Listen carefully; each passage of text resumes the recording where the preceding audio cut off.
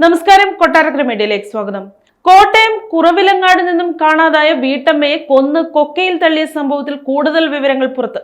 ഭാര്യയെ ഭർത്താവ് കൊലപ്പെടുത്തിയ ശേഷം കൊക്കയിൽ തള്ളിയതാണെന്നാണ് പോലീസ് കണ്ടെത്തൽ. ഇടുക്കി കരിവണ്ണൂർ ചെപ്പുകുളത്ത് ഉപേക്ഷിച്ച നിലയിലാണ് ജെസ്സിയുടെ മൃതദേഹം കണ്ടെത്തിയത്. മരിച്ച ജെസ്സിയുടെ ഭർത്താവ് സാം കെ ജോർജിനെ കുറവിലങ്ങാട് പോലീസ് അറസ്റ്റ് ചെയ്തിരുന്നു. ഇയാളുടെ പരസ്ത്രീ ബന്ധം ജെസ്സി ചോദ്യം ചെയ്തതാണ് കൊലപാതകത്തിന് കാരണമെന്ന് പോലീസ് പറഞ്ഞു.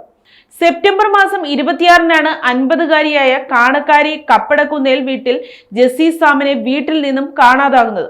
വിദേശത്തുള്ള മക്കൾ ജെസ്സിയുമായി 26-ന് ഫോണിൽ സംസാരിച്ചിരുന്നു. എന്നാൽ പിന്നീട് ബന്ധപ്പെടാൻ കഴിയാതെ വന്നു. 29-ന് മക്കൾ ജെസ്സിയുടെ സുഹൃത്തുക്കളെ വിവരമറിയിച്ചതിനെ തുടർന്ന് അവർ പോലീസിൽ പരാതി നൽകി.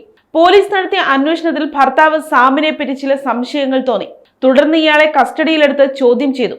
ബംഗളൂരുവിലായിരുന്ന സാമിനെ നാട്ടിലെത്തിച്ചപ്പോഴാണ് കൊലപാതകത്തിന് ചുരുളഴിഞ്ഞത്.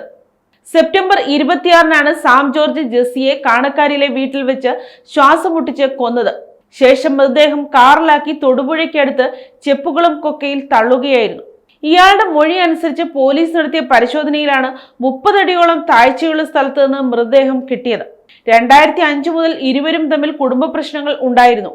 വിവാഹമോചന കേസ് പാലാ കോടതിയിൽ നടന്നു വരികയാണ്. കേസ് നടക്കുന്നുണ്ടെങ്കിലും ഇരുവരും വീടിന്റെ 2 നിലകളിലായിരുന്നു താമസം.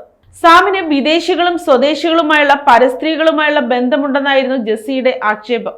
ജെസ്സി പരസ്ത്രീ ബന്ധങ്ങൾ ചോദ്യം ചെയ്തതോടെയാണ് കൊലപ്പെടുത്താൻ സാം തീരുമാനിച്ചതെന്ന് പോലീസ് പറഞ്ഞു.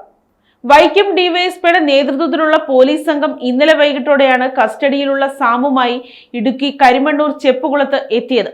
1.5 മണിക്കൂർ നീണ്ട പരിശ്രമത്തിനൊടുവിൽ കൊക്കയിൽ നിന്നും തൊടുപുഴ അഗ്നിരക്ഷാസേന മൃതദേഹം പുറത്തെടുത്തു.